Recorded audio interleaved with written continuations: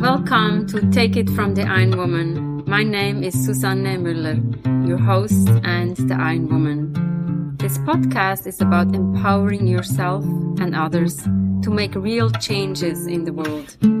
You will hear from everyday, smart, sophisticated, hip people like you and me. Not everybody has to be an Ironwoman to impress the world. Together, we will learn from the sports and business leaders how you can become a more successful person as an entrepreneur or a leader.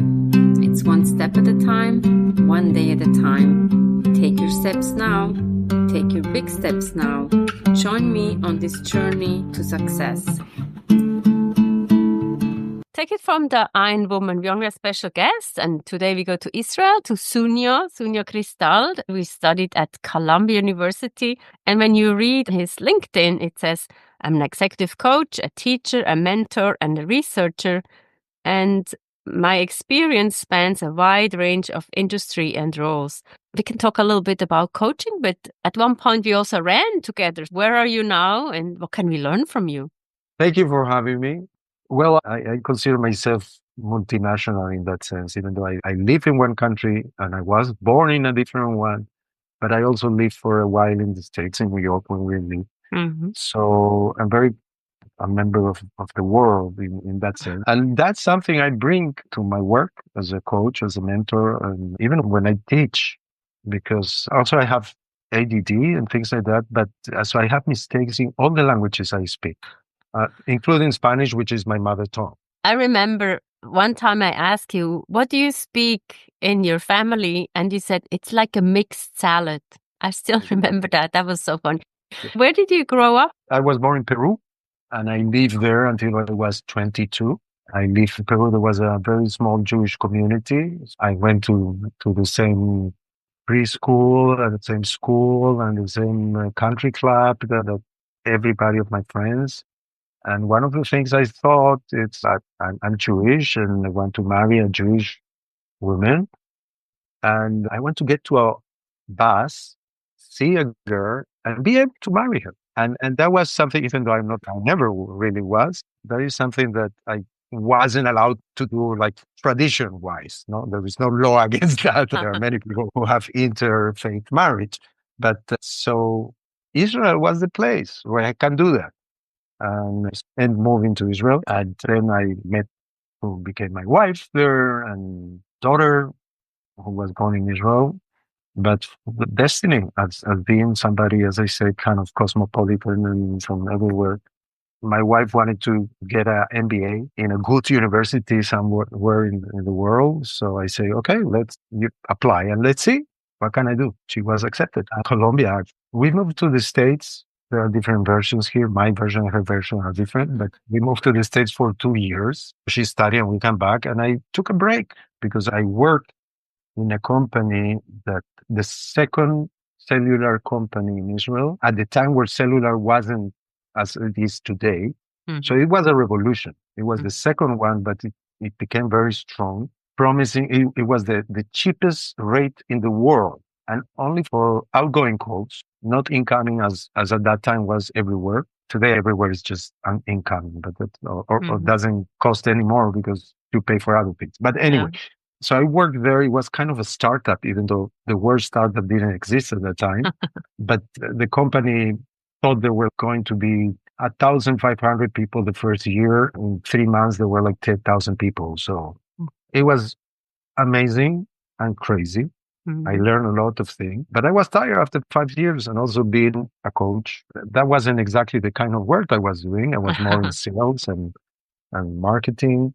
So I said to my wife, okay, let's go. I will take a break.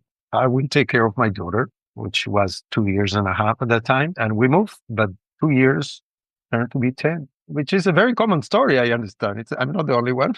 No. And almost every year was, do we go back or we stay? Okay, one more year. And one more year until our youngest, I have 2 kids who were born in New York, New York Presbyterian. So when the youngest was going to enter to first grade and my oldest was going to enter to middle school, we decided this is the time. If we don't move now, That's it. We won't move. We went back to Israel. It's not hard moving. And you, as somebody who been in different places, no, it's not easy to move. But I'm not sorry about that. The opposite. I gain a lot by being somebody who comes from different countries, different cultures, speak different language, and are also completely different. Because the South American, not just the Peruvian, but the South American mentality, mañana, mañana, mañana, the American New York crazy place with everybody moving around. Next. Yeah. And Israel, the nation, what is called, it's high tech and so, and it's very different. So everywhere where I come, I bring some kind of multi presence, and that helped me and that made me who I am today, and help me whatever I do, even though running, yes. And you wanted to know something about that. Let's talk a little bit about running, how you use the running for the coaching or the coaching for the running. I run since always in my life, but never very seriously. In New York, I discovered Central Park and running there. A good partner who I run with him almost every day. But I never learned how to run. It was just I went out and ran. Also, not like today. So it was easy running, not necessarily a very good style or anything like that. When I moved to Israel, I kept running. When I moved back to Israel, I kept running. But at some point, I had an injury in my knee, so I kind of stopped running. Even though here and there I run, but I have a treadmill at home, and mainly I walk on it. I used to walk on it during the Corona. Well, what else can you do? Yeah, a lot, but not so much running. I run only for like 20 minutes and the rest until the time of the war here, October 7, 2023. A lot of things change, and it was crazy time. And so looking what I can do with myself to get back to life and feel better and things like that, somebody told me, why don't you go running? And I remember I used to have a student who, during the process of our course, which is like 7 months, she got divorced, and she had a very, very bad divorce. The way she coped with that is by start running. She started running, and she became a freak of running.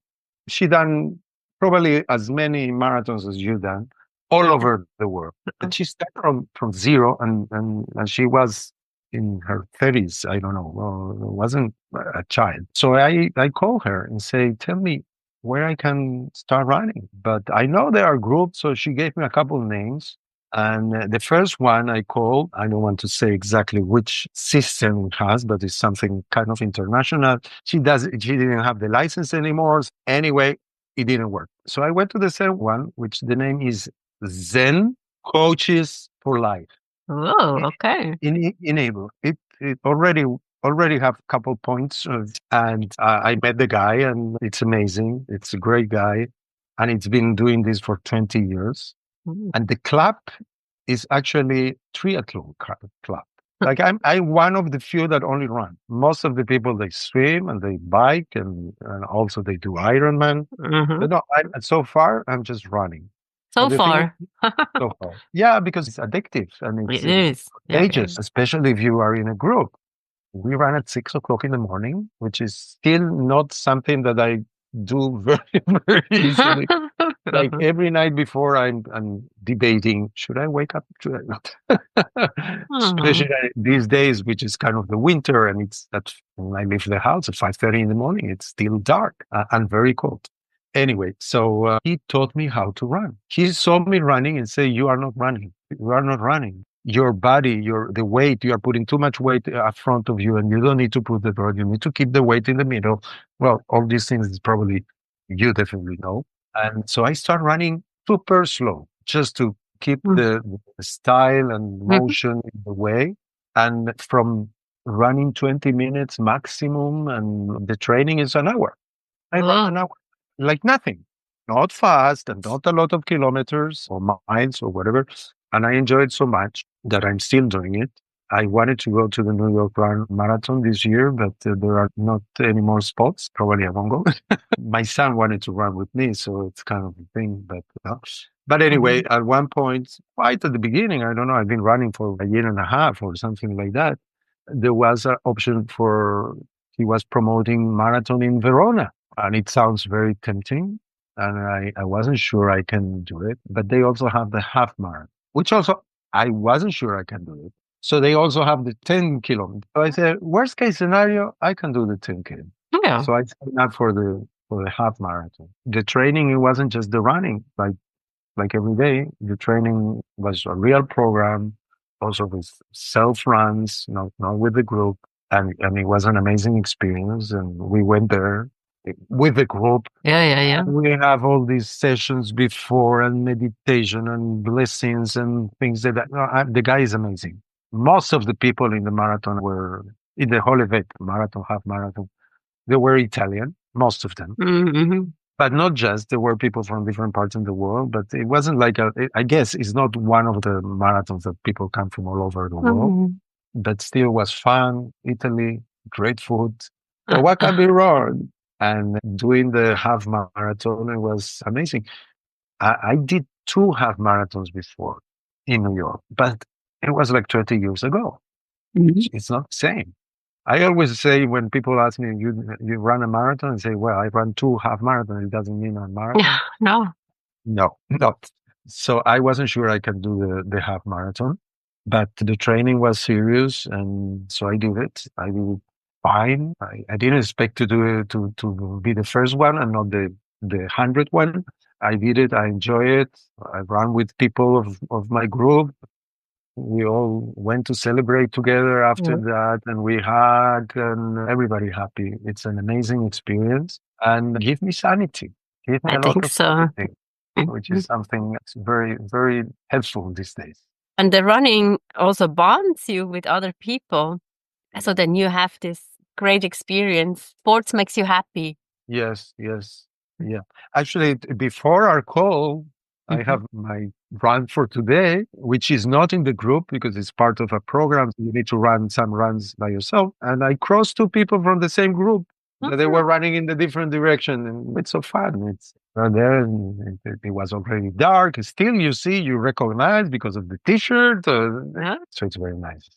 I'm far away from doing Ironman. Like maybe one day. Maybe one day. And I don't know but a few weeks ago, I saw in the newspaper a woman who ran every day of the year a marathon all over the world. So 166 marathons in 1 year.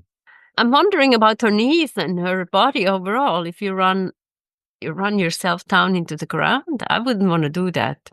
Well, the thing is, one of the reasons I never thought I'm going to back to run is because I had these problems with my knees. When my knees started hurting, I don't know, I was 40 or something like that. I went to the doctor, and the doctor looked at me, moved my leg, my knee, and said, if you were young, this will fix by itself. So now there is not much to do unless you want surgery. I love doctors when they say things like that. If you were young, it's not the first time somebody says something like me. But so I assume I will never do exercises I used to do when I was younger. But this guy, his name is Assad, taught me how to run, and my knees don't hurt because I don't put much effort in the knee like I used to do it. Sometimes I don't run very well, so a little bit of hurt, but because I still need to make the style perfect, it's not yet there. I also think that when the doctors say stop running or your knees and you're getting older, you actually need to train your knees. If you stop doing, then you don't use them, and then they become useless in a way. So it's the opposite actually, and training correctly and probably with weights, that can also help you.